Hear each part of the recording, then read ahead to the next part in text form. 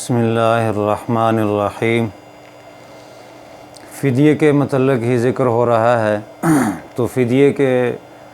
مزید مسائل ہم ذکر کریں گے کہ فدیے کی جو رقم ہے اس کے متعلق ایک یہ مسئلہ ہے کہ اگر کسی شخص نے اپنا فدیہ ادا کرنا ہے تو جس کو دینا ہے اس پہ پر قرض ہے، تو یہ کہتا ہے کہ میں خود اس کا قرض دے دوں، تو اس طرح اس کا فدیہ ادا نہیں ہوگا، بلکہ یہ اس مفلس اور غریب کو یہ پیسے دے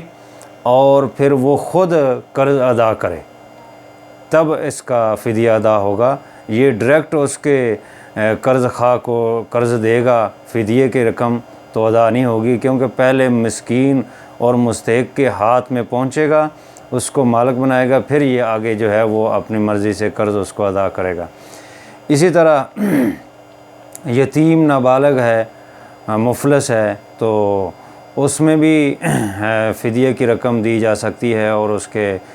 جو ولی ہیں یتیم کے ان کے سپرد کی جا سکتی ہے۔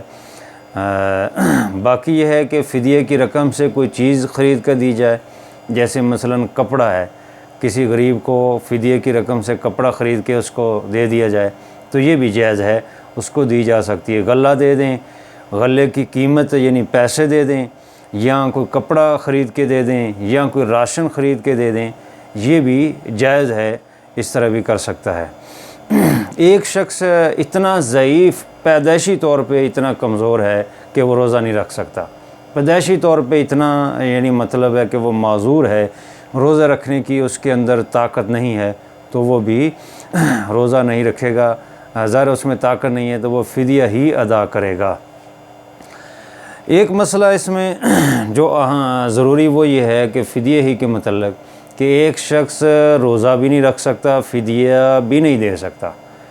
یعنی روزہ رکھنے کی بھی طاقت نہیں ہے، اس قدر بوڑھا ہے یا اس قدر معذور ہے کہ وہ روزہ نہیں رکھ سکتا، اور پیسے اور مال بھی نہیں ہے کہ وہ فدیہ دے سکے، تو ایسے شخص کے لیے یہ ہے کہ وہ توبہ استغفار کرے گا اور نیت کرے کہ جیسے ہی میرے پاس اللہ تعالیٰ مال دے گا تو میں فدیہ ضرور ادا کر دوں گا۔ اسی طرح کوئی شخص سخت بیماری کوئی اس کو ہو گئی روزے کی حالت میں، رمضان کے روزے میں، تو اب سخت بیماری میں اسی میں وہ مر گیا، فوت ہو گیا، اور تو اس صورت میں بھی اس پر فدیہ دینا واجب نہیں ہے، کیونکہ اس مرض میں وہ اسی میں چلا گیا۔ ایک وصیت کے متعلق، فدیے کی وصیت کے متعلق یہ مسئلہ ہے کہ جو شخص ایسی حالت میں مرے کہ اس کے ذمہ روزے ہوں یا نمازیں ہوں، تو اس شخص پر فرض ہے کہ وہ وصیت لکھے یا وصیت کر دے وارثین کو کہ میرے ذمہ اتنے روزے ہیں، اتنی نمازیں ہیں، اور ان کا فدیہ ادا کر دینا۔ نہیں کرے گا وصیت تو گناہگار ہوگا۔ اگر میت نے فدیہ ادا کرنے کی وصیت کر دی تھی تو میت کے وارثوں پر اب فرض ہو گیا ہے کہ وہ میت کی سب سے پہلے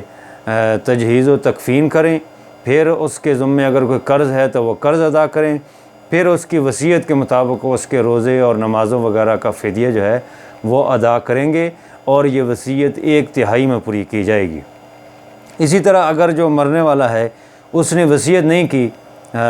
یا اس نے مال ہی نہیں چھوڑا، تو اب جو اس کے وارثین ہے اس پر فرض تو نہیں ہے، لیکن وہ اگر اپنے مال میں سے اس کے روزوں اور نمازوں کا فدیہ دے دیتے ہیں تو اللہ کی رحمت سے بہت امید ہے کہ اللہ تعالیٰ اس کی طرف سے قبول کر لے گا۔ بہرحال اللہ تبارک و تعالیٰ عمل کی توفیق عطا فرمائے۔ آئندہ انشاءاللہ تراویح کے متعلق ذکر کریں گے۔